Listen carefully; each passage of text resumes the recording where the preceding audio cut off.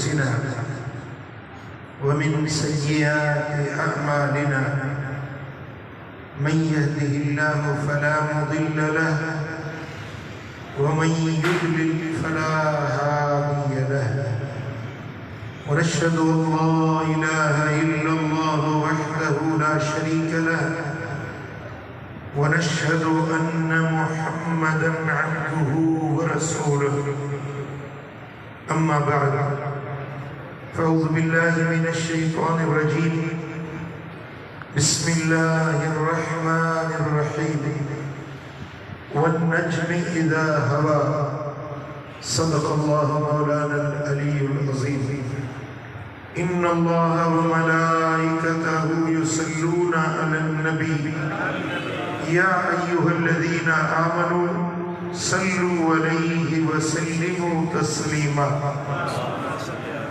اللهم صل على سيدنا ومولانا حبيبنا محمد وآله وأصحابه أجمعين.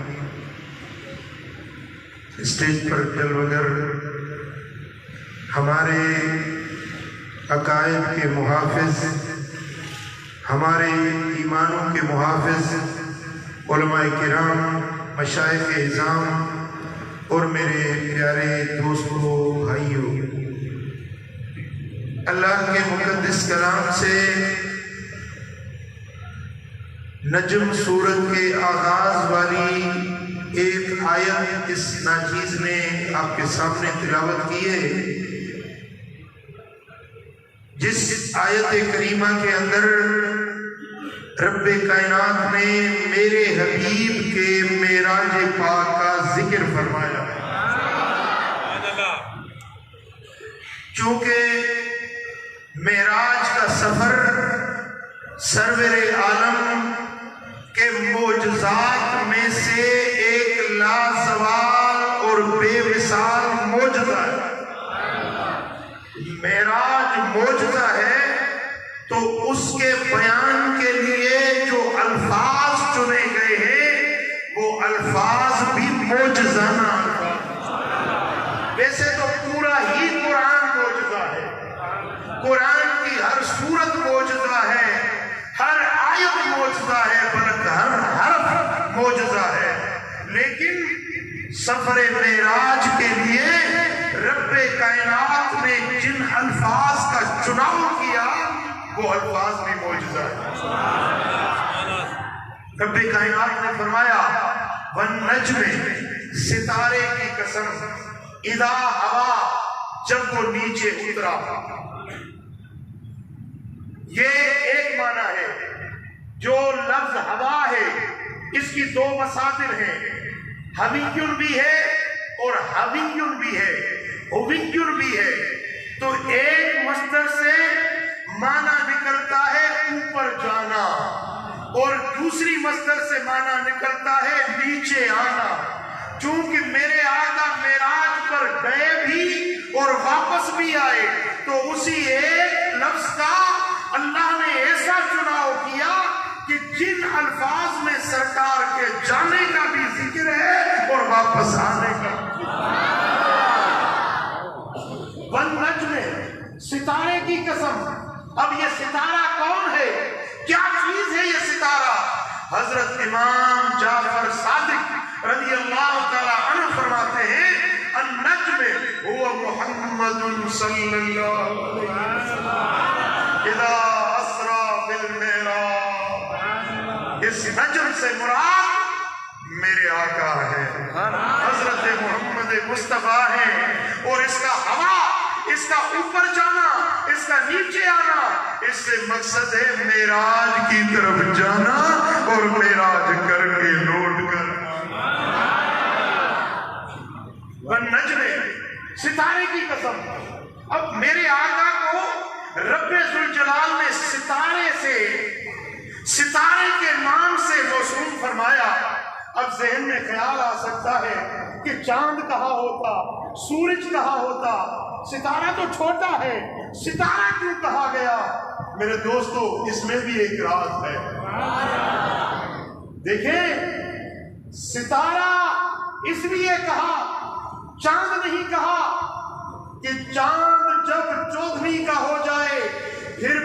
کے منہ پر چھائیاں نظر آتی ہیں، اس کے چہرے میں عیب نظر آتا ہے۔ رب ذوالجلال نے میرے نبی کو بے عیب بنایا، اس لیے ایسی چیز سے تشبیہ بھی دوبارہ نہ کی جس میں عیب ہو۔ پھر سورج سے تشبیہ نہیں دی کہ سورج کبھی رحمت ہوتا ہے کبھی زحمت ہوتا ہے۔ سردیوں کا سورج پسند آتا ہے، سردیوں میں ہم باہر کرسی نکال کے بیٹھ جاتے ہیں، دھوپ اچھی لگتی ہے، لیکن جب گرمیاں آتی ہیں، آپ حیدرآباد والوں کو پتا ہے کہ گرمیوں میں سورج کتنا تپتا ہے، جلاتا ہے، باہر نکلنا دشوار ہو جاتا ہے۔ اس سورج کی وجہ سے کسی کو گرمی لگ جاتی ہے، بیمار پڑ جاتا ہے۔ یہ سورج کبھی رحمت کبھی زحمت بھی بن سکتا ہے۔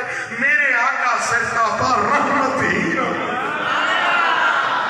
اس لیے میرے نبی کو سورج سے تشبیہ نہیں دی، چاند سے تشبیہ نہیں دی، لیکن ستارہ کہا کہ ستارے کا نور اپنا ذاتی ہوتا ہے۔ چاند سورج سے روشنی لے کر چمکتا ہے، اس کی چمک اور دمک چاند کی مستعار ہوتی ہے، ادھاری روشنی ہوتی ہے۔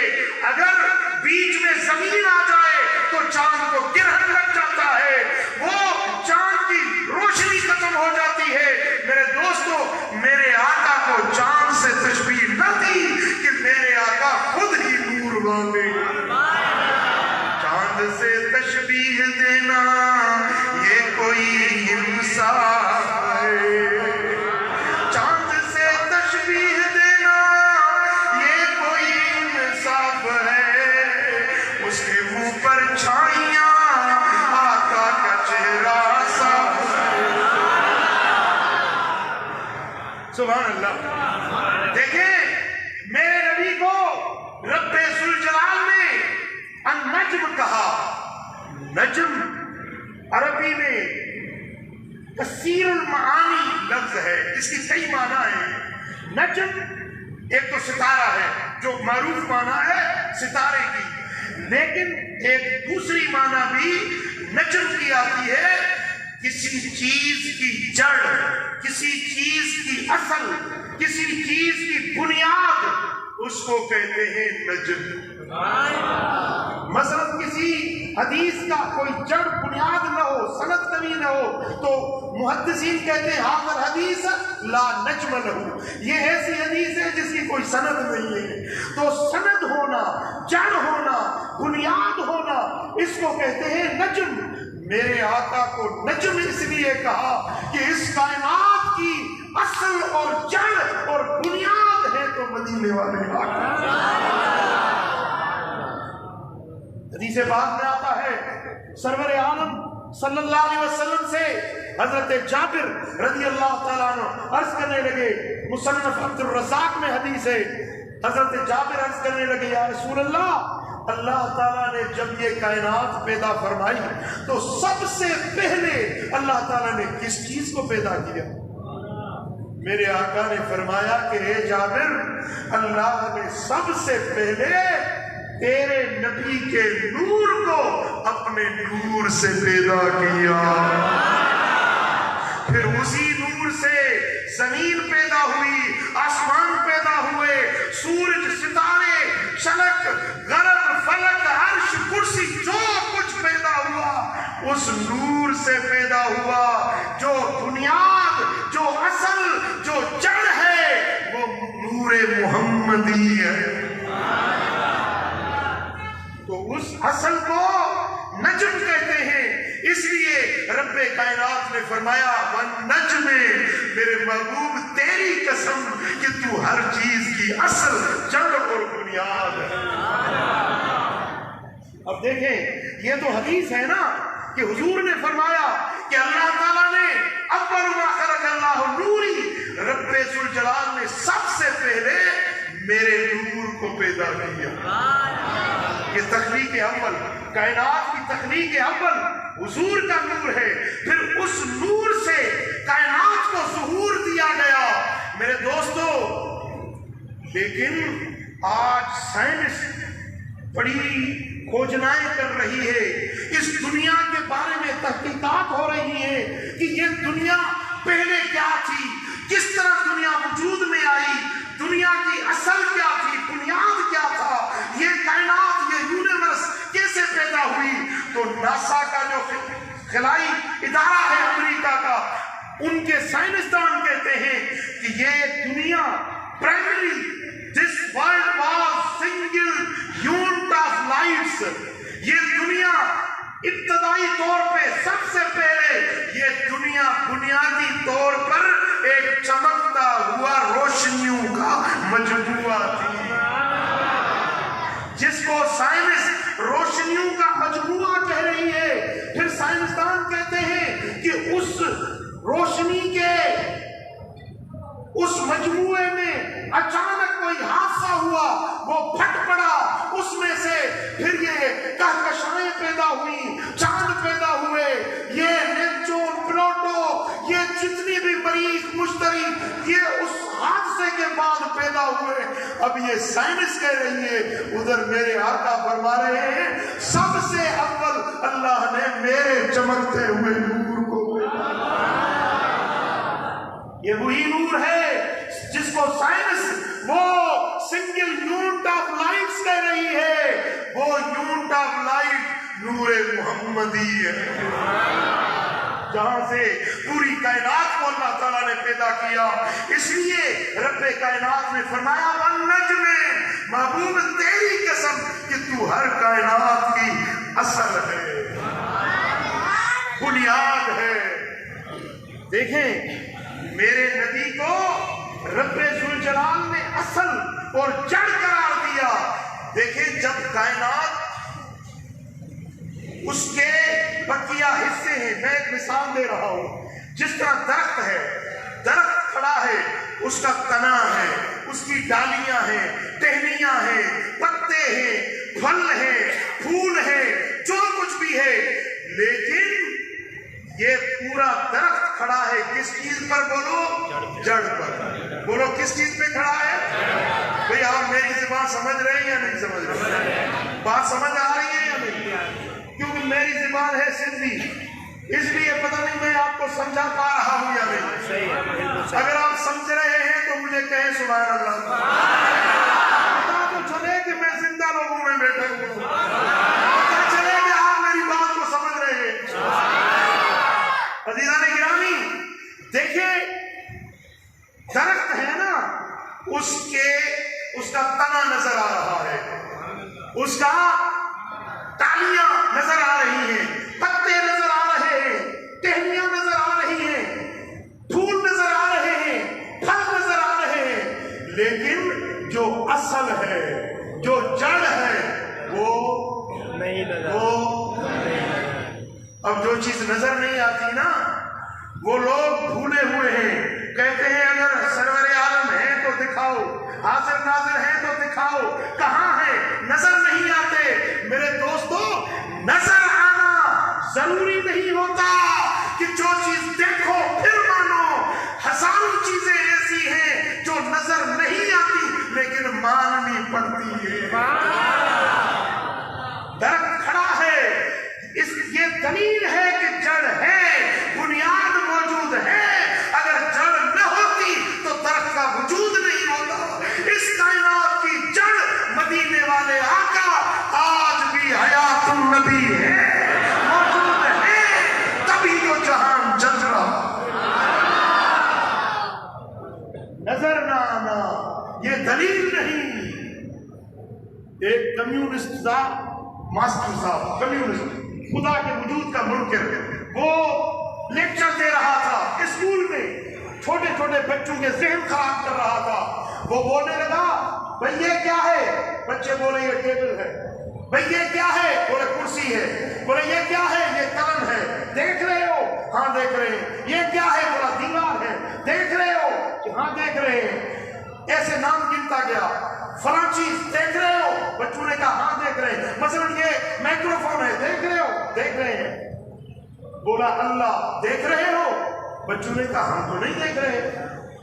تو وہ کمیونسٹ کہنے لگا کہ اگر اللہ ہوتا تو نظر آتا نا، نظر نہیں آ رہا، اس کا مقصد ہے کہ اللہ کا وجود ہی نہیں ہے، وہ موجود ہی نہیں ہے۔ تو ایک چھوٹا سا بچہ کھڑا ہو گیا، استاد صاحب مجھے بولنے کی اجازت دیں گے آپ؟ وہ بچہ کھڑا ہو گیا، چھوٹا سا بچہ اٹھ کر کہنے لگا کہ بچوں، دوستوں، ساتھیوں، سناؤ، ہمارے استاد میں عقل نظر آتی ہے؟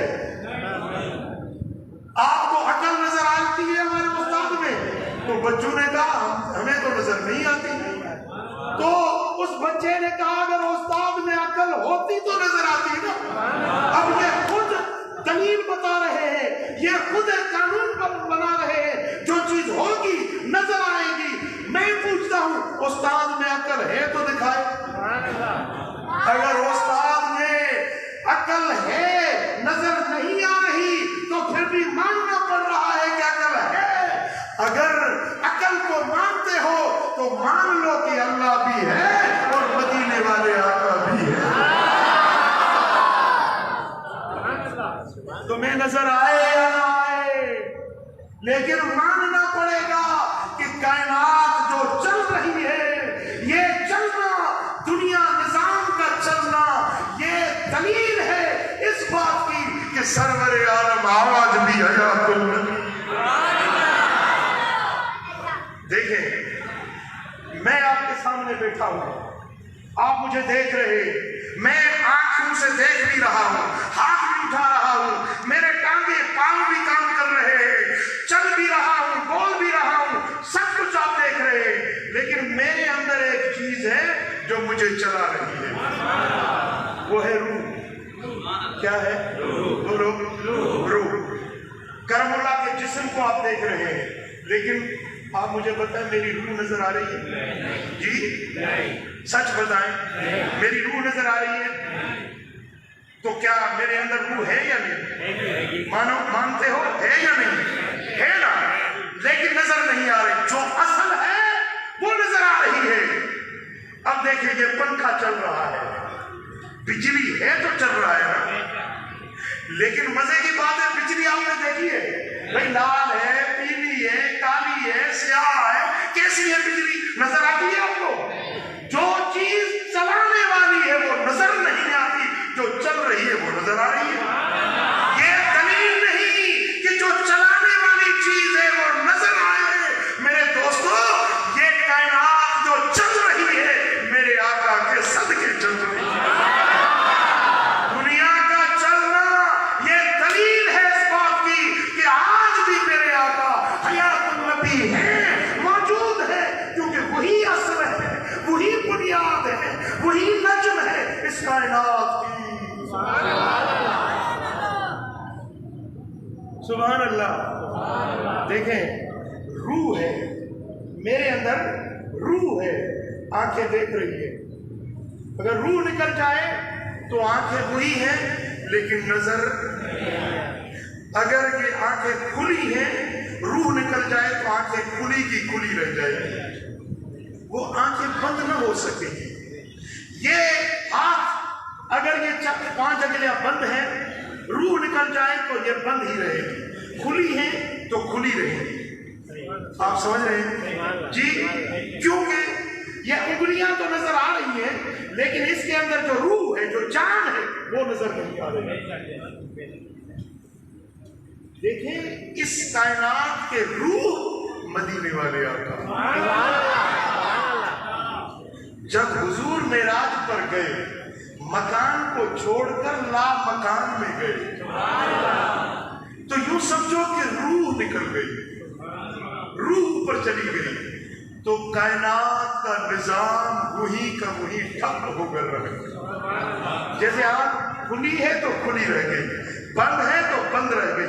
آپ نے سنا ہے نا علماء سے، جب حضور معراج سے واپس آئے تو کنڈی وہاں سے ہلنے لگی، وضو کا پانی وہیں سے بہنے لگا، بستر کی جو گرمائش تھی وہیں سے وہ گرمائش وہیں ٹھہر گئی تھی، تو کائنات کا نظام جہاں تھا وہیں ٹھپ ہو کر رہ گیا، کیونکہ روح لامکان کی طرف چلی گئی۔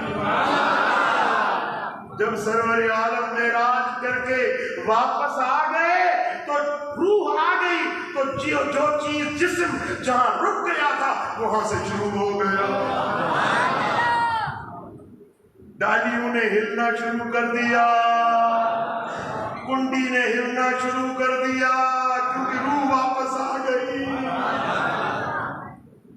اس لیے میرے آقا کو رب ذوالجلال نے فرمایا والنجم, قسم ہے ستارے کی, یہی وہ ستارہ ہے, یہی وہ اصل کائنات ہے.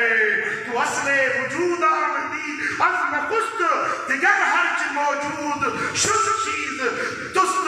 یہ جو کچھ جہان میں نظر آ رہا ہے یہ فرع ہے, اس کی اصل ہے جو مدینے والے آقا کی. اس لیے رب کائنات نے فرمایا والنجم, قسم ہے ستارے کی, اذا ہوا, جب وہ اوپر گیا, یعنی جب معراج پر گیا تو جانے کی قسم کھائی کہ میرے محبوب کا جانا عجیب ہے. پھر دوسری معنی ہوئی والنجم اذا ہوا, قسم ہے ستارے کی, جب وہ معراج کر کے واپس آ گیا. جانا بھی عجیب ہے, واپس آنا بھی عجیب ہے. جانا بھی معجزہ ہے اور واپس آنا بھی معجزہ ہے. اور اذا ظرف ہے, جہاں ظرف ہوتا ہے زمان اور مکان کے لیے. والنجم اذا ہوا, قسم ہے ستارے کی جب وہ اوپر چڑھا, جب وہ اوپر گیا, جب وہ نیچے آیا. اذا کا جو لفظ ہے یہ صرف ہر اس جگہ کا ذکر کر رہا ہے جس جگہ سے یہ ستارہ جا رہا تھا. جب یہ ستارہ مکہ مکرمہ میں حتیمہ کعبہ میں تھا, حتیم کعبہ میں سرکار آرام فرما تھے, یا دوسری روایت کے مطابق بی بی ام ہانی کے گھر میں سرور عالم آرام فرما رہے تھے, جب جبریل براق لے کر آیا, 70,000 فرشتے لے کر آیا, اور سرور عالم کو جب آرام سے اٹھایا, حضور جب اٹھے تو میرے نبی کا مکھڑا, حضور کا چہرہ ستارے کی مانند چمک رہا تھا. اس وقت رب کائنات نے فرمایا والنجم اذا ہوا, قسم ہے ستارے کی جب مکہ سے وہ اوپر چلنے لگا.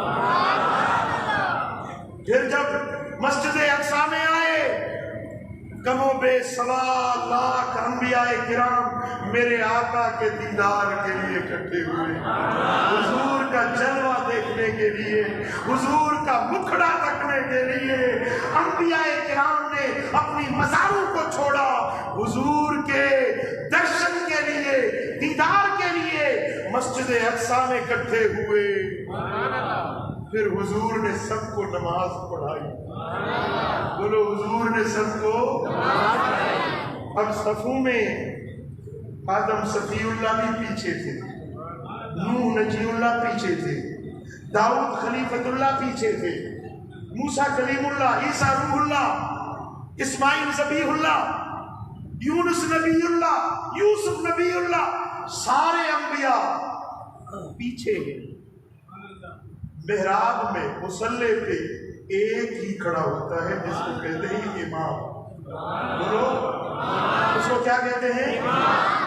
اب کسی جماعتی کا دل چاہے وہ آگے کھڑا ہو جائے, امام کے آگے, مصلی سے آگے کھڑا ہو جائے, بولو اس کی نماز ہوگی یا نہیں؟ کوئی امام کے برابر کھڑا ہو جائے, امام سے کندھا کندھے میں ملا کر امام کے ساتھ کھڑا ہو جائے, نماز ہوگی؟ جی نہ آگے نہ برتری نہ ہمسری, امام سے پیچھے کھڑے ہوں گے تب نماز ہوگی. اب دیکھیں نا, یہ انبیاء کرام ہیں, یہ جماعت گروہ انبیاء ہے, اللہ کے رسول ہیں, پیغمبر ہیں, ان میں سے تو کوئی بھی میرے آقا کے برابر بھی کھڑا نہیں. حضور سے آگے جانا تو بڑی بات ہے, حضور کے برابر بھی. اب یہ امتی بھی کہلاتا ہے، کلمہ بھی میرے نبی کا پڑھتا ہے، اور کہتا ہے نبی ہمارے جیسے تھے، نبی ہماری طرح تھے۔ ارے جس محبوب کی ہمسری اور برابری انبیاء نہیں کر پاتے، تو کون ہوتا ہے اپنے کو حضور جیسا کہتا ہے؟ ہمارا تو ایمان ہے، ہمارا تو عقیدہ ہے، کوئی مثل نہیں ڈھولڑ دی، کوئی مثل نہیں ڈھولڑ دی، چپ کر میرے علی اتھے جا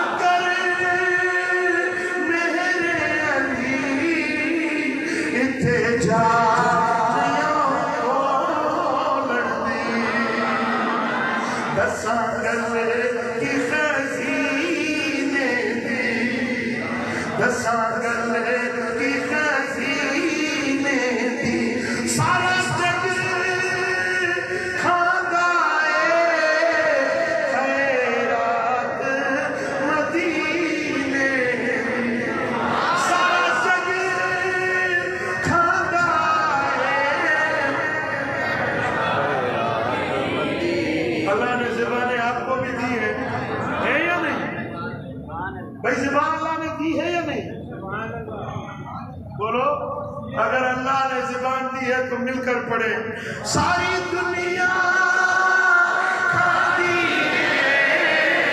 خیرات کوئی مثل نہیں ڈھولڑ دی، کوئی مثل نہیں، چپ کر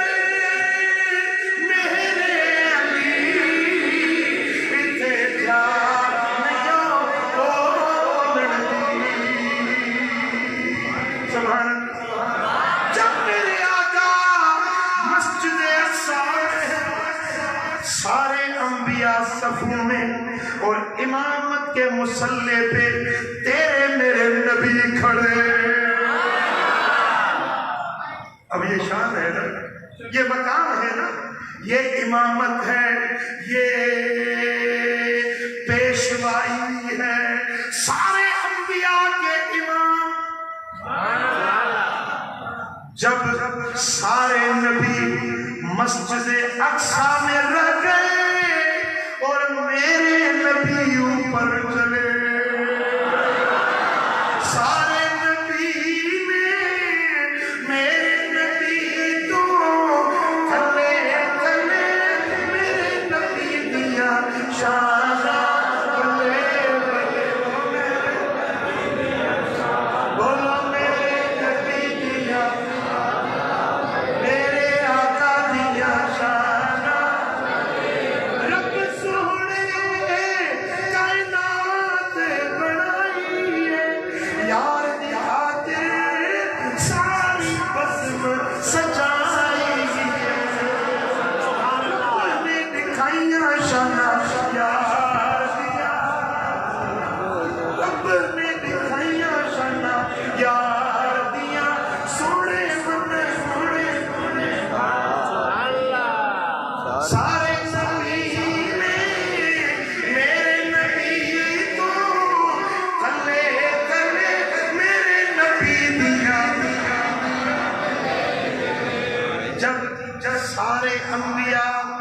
مسجد اقصیٰ میں رہ گئے اور تیرے میرے نبی اوپر روانہ ہو گئے، تو رب کائنات نے فرمایا وَالنَّجْمِ إِذَا هَوَىٰ، یہ اذا کا لفظ ہر اس جگہ کا ذکر کر رہا ہے۔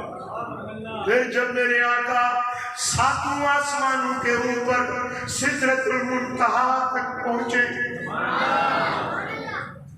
جب عرش معلیٰ پر آئے نا، مواہب اللدنیہ میں ایک عجیب روایت میں نے پڑھی ہے، عجیب روایت ہے، آپ سنیں گے تو سنیوں کے دل ٹھنڈے ہو جائے گا۔ میرے آقا فرماتے ہیں کہ جب میں عرش معلیٰ پر پہنچا تو رب ذوالجلال کے عرش کو یوں دیکھا، رب کی تجلی گاہ استوا علی العرش، وہ رب کائنات کی جلوہ گاہ جہاں پر میرے رب کی تجلیاں پڑتی ہیں، اس پر جب میری نظر پڑی میں دیکھنے لگا تو اچانک وہاں سے ایک قطرہ ٹپکا، ایک قطرہ عرش معلیٰ سے ایک قطرہ ٹپکا اور میری زبان پر آ لگا۔ میرے آقا فرماتے ہیں قسم ہے اس رب کی جس نے مجھے حق کا نبی بنایا، قسم ہے کہ کسی چکھنے والے نے کوئی ایسی لذیذ چیز نہ چکھی ہوگی جو لذت اس قطرے کو چکھنے سے مجھے ملی، ایسی لذت کسی نے نہیں چکھی ہوگی جو مجھے لذت نصیب ہوئی۔ میرے آقا فرماتے ہیں وہ قطرہ کیا لگنا تھا، فَعَلِمْتُ نَبَوْ الْأَوَّلِينَ وَالْآخِرِينَ، اگلوں کی اور پچھلوں کی ساری خبریں اللہ نے میرے علم میں عطا کر دی، اگلوں کے علم اور پچھلوں کے علم، جو کچھ ہو چکا، جو کچھ ہو رہا ہے، جو کچھ ہونے والا ہے۔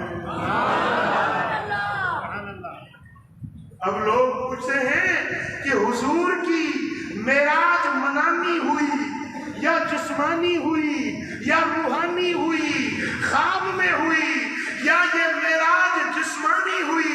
میرے دوستو، براق کا آنا اگر روحانی طور پہ جانا ہوتا نا تو براق بھیجنے کی ضرورت کیا ہے؟ روح کو براق کی ضرورت ہوتی ہے کیا؟ بولو، روح خواب کے اندر تو حضرت قبلہ بھی بہت کچھ دیکھتے ہیں، حضرت بھی بہت دیدار کرتے ہیں جی۔ یہ علماء، یہ مشائخ جن کی نو گنبد خضرا سے جڑی ہوئی ہے، یہ آنکھوں کو بند کرتے ہیں دیدار کے لیے، الٹی ہے چال چلتے یہ دیوان گانے عشق، آنکھوں کو بند کرتے ہیں دیدار کے لیے۔ یہ اللہ والے آنکھیں بند کرتے ہیں، کائنات کے جلوے دیکھ لیتے ہیں۔ یہ خواب میں دیکھنا، روحانی طور پر دیکھنا ہوتا تو پھر اختلاف کیسے ہوتا، جھگڑے کیسے ہوتے، اور مکے والے اعتراض کیوں کرتے، انکار کیوں کرتے؟ جو کچھ ہوا بات تھی جسمانی معراج کی، بات اعلان ہوا تھا جسمانی معراج کا، اور ہمارا عقیدہ ہے، ہمارا ایمان ہے کہ حضور کی معراج جسمانی ہوئی، ان جس میں بنفس نفیس حضور مکہ سے مسجد اقصی گئے، مسجد اقصی سے ساتوں آسمانوں پر گئے، مکہ سے لا مکان گئے، جسمانی طور پر ان آنکھوں سے حضور نے رب کے جلوے کو بھی دیکھا۔ اجان گرامی، پھر جب سارے انبیاء مسجد اقصی میں رہ گئے، حضور اوپر چلے گئے، رب کائنات نے فرمایا وَالنَّجْمِ إِذَا هَوَىٰ، پھر جب سدرۃ المنتہا پر جبریل بھی رہ گیا، سارے فرشتے نیچے رہ گئے اور ہمارے آقا اوپر چلے گئے۔ رب کائنات نے فرمایا وَالنَّجْمِ إِذَا هَوَىٰ، قسم ہے ستارے کی، جب اس مقام پر جہاں جبریل کے پر چل رہے تھے اور حبیب پاک اس سے بھی آگے چلے گئے، پھر جب حضور آقا دو جہاں صلی اللہ علیہ وسلم ثم دنا فتدلا فکان قاب قوسین او ادنا، پھر حضور قریب ہوئے، پھر اللہ کی ذات قریب ہو گئی، پردے ختم ہو گئے، حجابات مرتفع ہو گئے، اور خدا اور مصطفیٰ اتنے قریب ہو گئے جس طرح دو کمانے آپس میں مل جاتے، اتنے قریب ہو گئے، اتنے قریب ہو گئے کہ جیسے دو کمانے آپس میں مل جاتی ہیں، او ادنا یا اس سے بھی اور زیادہ قریب ہو گئے۔ اس جگہ میرے آقا کا چہرہ رخ بدوہا چمک رہا تھا۔ اس وقت رب کائنات نے فرمایا والنجم اذا ہوا، ستارے کی قسم جب او ادنا کی منزل پہ چمک رہا تھا۔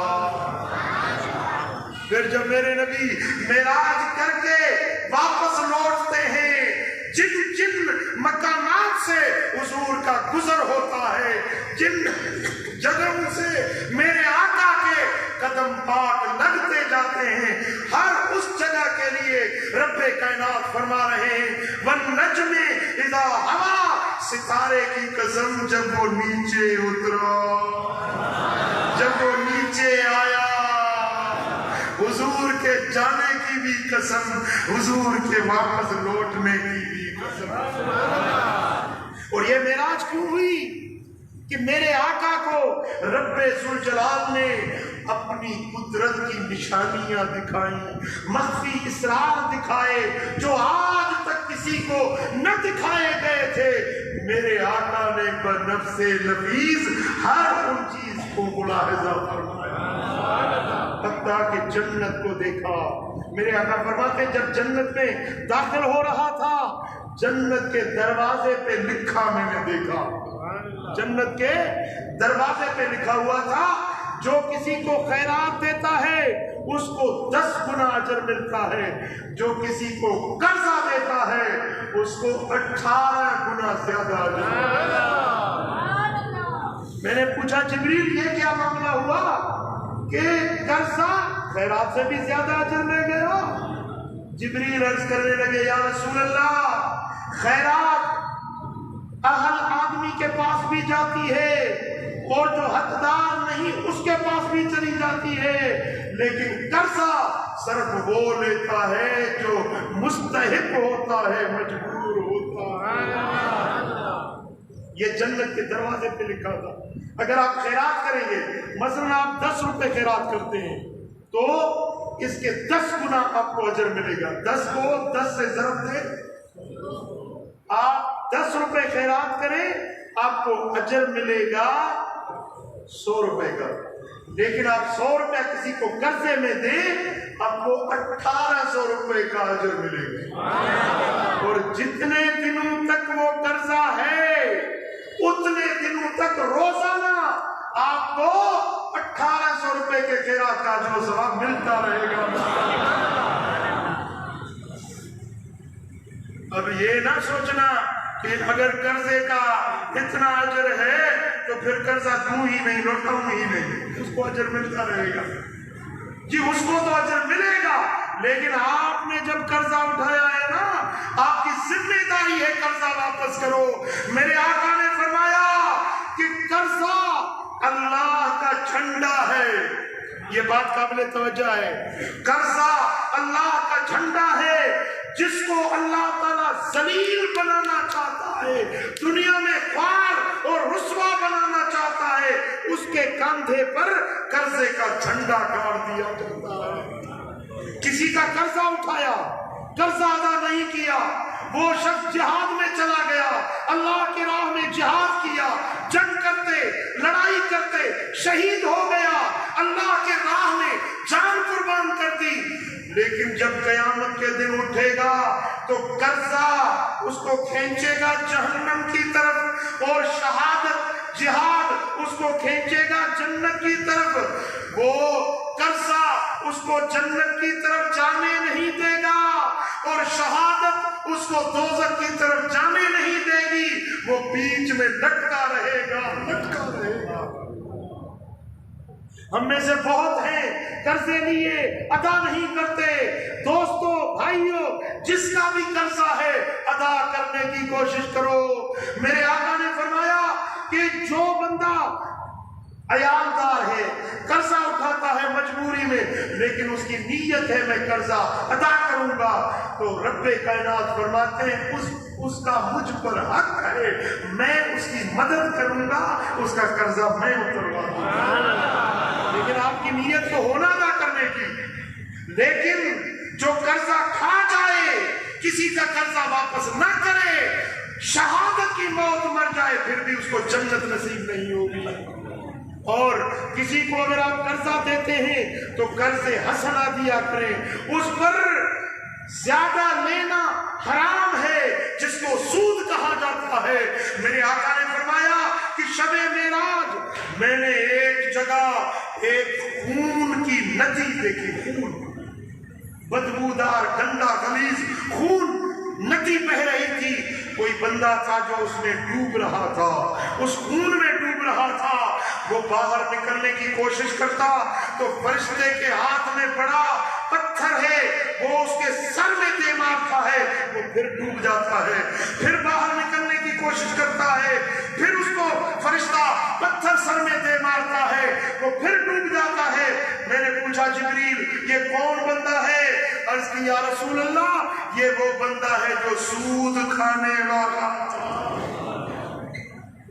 سود کھانے والا تھا، یہ سود کھایا کرتا تھا۔ میرے دوستو آج سود کو گناہ نہیں سمجھتے۔ میرے آقا نے فرمایا ایک بندہ میں نے دیکھا، اس کا پیٹ اتنا بڑا تھا جیسے کوئی کمرہ کوٹھا کمرہ بنا ہوا ہو، اتنا بڑا اس کا پیٹ تھا، اور پیٹ میں اندر جو چیز تھی وہ باہر نظر آ رہی تھی۔ میں نے دیکھا اس کے پیٹ میں سانپ اور بچھو اس کو ڈس رہے تھے، اس کو عذاب ہو رہا تھا، اس کی چیخ و پکار ہو رہی تھی۔ میں نے پوچھا یہ کون ہے؟ عرض کی یا رسول اللہ یہ سود خور ہے۔ ایک سود خور کا وہ عذاب دیکھا جو خون میں نہا رہا تھا، کیونکہ وہ لوگوں کا خون چوستا ہے۔ ایک یہ ہے کہ پرائی رقم کو اپنے پیٹ میں ڈالتا ہے، یہ سانپ ہے، یہ بچھو ہے جو اپنے پیٹ میں ڈال رہا ہے۔ مسلمانوں سود سے بچو، حرام کمائی سے بچو، حرام کھانا، حرام پینا، حرام کی چیز کو استعمال کرنا کسی مومن کو زیب نہیں دیتی۔ میرے آقا نے فرمایا جو ایک لقمہ حرام کا اپنے پیٹ میں ڈالتا ہے، جب تک وہ لقمہ ہضم نہیں ہو جاتا تب تک ساتوں آسمانوں کے فرشتے اس پر لعنت بھیجتے رہے، اس پر لعنت برستی ہے جو حرام کا لقمہ اپنے پیٹ میں۔ ارے دوستو آپ نے ایک ذرہ بھی بغیر اجازت کے لے لیا۔ ایک حدیث میں مجھے یاد آ رہی ہے، حضور آقا دو جہاں صلی اللہ علیہ وسلم خیبر کے سفر میں تھے، جب سفر سے واپس لوٹے رستے میں تھے، حضور کے جماعت سے جو لشکر میں ساتھ تھے ان میں سے ایک بندہ فوت ہو گیا، ایک آدمی مر گیا۔ اس کو صحابہ کرام نے غسل دی، اس کا کفن ڈھکایا اور اس کو جنازہ تیار کر کے حضور کے خدمت میں لائے۔ عرض کی یا رسول اللہ فلاں بندہ گزر گیا ہے، اس کا جنازہ تیار ہے، آپ اس کا جنازہ پڑھیں۔ حبیب کریم نے فرمایا صلو علی صاحبکم، اپنے ساتھی پر تم خود جا کر جنازہ پڑھو، میں نہیں پڑھوں گا۔ صحابہ حیرت میں آ گئے، پریشان ہو گئے کہ حضور اس کا جنازہ نہیں پڑھ رہے۔ حالانکہ حضور نے فرمایا کہ تم میں سے کوئی بھی مر جائے نا مجھے اطلاع دیا کرو، میں تمہارا جنازہ پڑھوں گا، جس پر میں نماز جنازہ پڑھوں اللہ اس کے قبر کو روشن کر دے گا۔ اب اس کی حضور نہیں پڑھ رہے، اگر یہ کافر ہوتا تو حضور کہتے جنازہ نہ پڑھو، لیکن حضور فرما رہے صلو علی صاحبکم، اپنے ساتھی پر تم پڑھو، اوروں کو تو اجازت دے رہے ہیں، خود نہیں پڑھ رہے۔ اس کا مقصد یہ ہے کہ اس سے کوئی غلطی ہوئی ہے، اس سے کوئی قصور ہوا ہے، اس لیے میرے آقا نے جنازے کی دعا اس کے لیے نہیں مانگی۔ تو صحابہ نے حکم کی فرما برداری کرتے ہوئے اس کے جنازے کی نماز ادا کی، اس کو دفن کر دیا۔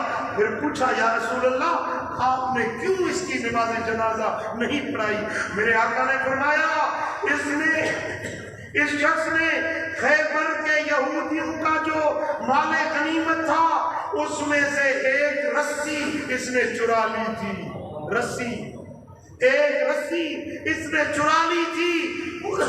وہ رسی جہنم کا توق بن کر اس کے گلے میں پڑ گئی ہے. اس لیے میں نے اس کی نماز جنازہ نہیں پڑھائی کہ اس نے وہ چوری کی ہے. میرے آقا نے فرمایا کہ میں اس کی نماز جنازہ نہیں پڑھتا جو ایسے کام کرتا ہے. اب دو باتیں سمجھنے کے قابل ہے. ایک تو میرے نبی کو اللہ نے غیب کا علم دیا. وہ رسی جو اس نے چھپائی تھی اس کے ساتھیوں کا بھی پتہ نہیں تھا کہ اس نے کوئی چیز حرکت کی ہے، کسی کو پتہ نہیں تھا، لیکن میرے نبی کو علم تھا کہ اس نے کیا عمل کیا ہے. ماننا پڑے گا حضور کو اللہ نے غیبی علم عطا کر دیا. جو کہتا ہے نبی کو دیوار کے پیچھے کا علم نہیں تھا، وہ خود جاہل ہے، وہ خود احمق ہے، وہ خود شریعت سے بے خبر ہے. میرے نبی کو اللہ نے ساری کائنات کے علم عطا کر دیا. اور دوسری بات یہ ہے کہ پرائی چیز بغیر اجازت کے لینا. صحابہ کہتے ہیں جو اس کے ساتھی تھے نا، انہوں نے کہا ہم نے اس کے سامان کو کھولا تو دیکھا ایک رسی تھی خیبر کے یہودیوں کے، ایک رسی تھی جس کی قیمت 2 درہم سے زیادہ نہیں تھی. 2 روپے، اس دور کے 2 روپے، 2 روپے سے زیادہ اس کی قیمت نہیں تھی. لیکن وہ مال غنیمت سے اس نے غلول کیا بغیر اجازت کے، وہ رسی چرا لی. میرے آقا نے فرمایا کہ اس شخص کی نماز جنازہ میں نہیں پڑھوں گا جو ایسا کام کرتا ہے. دوستان محترم، ہم ذرا اپنی زندگیوں پر نظر گھما کر دیکھیں، ہم کیا کر رہے ہیں، کیسی پرائی چیزیں پھوا رہے ہیں. ہمیں خدا کا خوف نہیں، ہمیں قبر قیامت آخرت یاد نہیں. ہم یہ بھی نہیں سوچتے کہ کس نبی کا کلمہ پڑھتے ہیں، کس نبی کے غلام ہیں. میرے دوستو، ہم نعرہ لگاتے ہیں غلام ہے، غلام ہے، رسول کے غلام ہے. ہم کہتے ہیں غلامی رسول میں موت بھی قبول ہے. جس نبی کی محبت میں ہم موت قبول کرتے ہیں اس نبی کا حکم ملتا ہے نماز، اس نبی کا حکم ملتا ہے داڑھی مبارک رکھو، اس نبی کا حکم ملتا ہے حلال کھاؤ، حرام سے بچو. اگر ہم اپنے نبی کا حکم نہ مانے تو ہم کیسے غلام، ہم کیسے عاشق رسول ہوئے. میرے دوستو، آج اس بھلائی محفل میں اللہ کے گھر میں دل میں پکا عہد کرو کہ انشاءاللہ حضور کے سچے غلام بنیں گے. جو حکم ملے گا اس پر عمل کریں گے. جتنے بھائی نماز نہیں پڑھتے ہیں آج عہد کریں انشاءاللہ 5 وقت نماز پڑھیں گے. ہاتھ کھڑے کریں گے. حضرت قبلہ سے دیکھ رہے ہیں، حضرت بھی شاہد ہے. نماز پڑھیں گے نا انشاءاللہ. 5 وقت نماز پڑھو، اللہ کے در پہ جھکنا سیکھو. یہ نماز ہے جو معراج کا تحفہ ہے. میرے آقا نے فرمایا 3 چیزیں شب معراج میرے رب نے میری امت کے لیے 3 چیزیں تحفہ عطا فرمائی. ایک نماز 50 ملی، پھر آخر میں 5 ہوئی. حکم ملا کہ پڑھیں گے 5 اجر 50 کا ملے گا. یہ معراج کا تحفہ ہے. اور دوسرا سورہ بقرہ کی آخری آیتیں، یہ شب معراج کا انعام ہے. اور ہم فرماتے ہیں شب معراج میرے رب نے مجھ سے وعدہ کیا کہ میری ساری امت کو معاف کر دیا، ساری امت کو بخش دیا، ما سوا اس کے جو اللہ سے شرک کرنے والا ہے. مشرک کو معافی نہیں، شرک کرنے والے کو معافی نہیں. جتنا بھی گناہ کرتا ہے بالآخر اس کو میرے صدقے معافی مل جائے. تو عزیزان محترم، جو حضور ہمارے لیے سوغات لے کر آئے ہیں اس سوغات کو سینے سے تھام لو، حضور کی فرما برداری کرو، حضور کی غلامی اور اتباع کرو. ہماری دنیا بھی آباد، ہماری آخرت بھی آباد ہو جائے گی. اللہ میرا کہنا سب کا سننا اپنی بارگاہ میں قبول و منظور فرمائے، ہم سب کو عمل کرنے کی توفیق عطا فرمائے۔ وما علینا الا البلاغ۔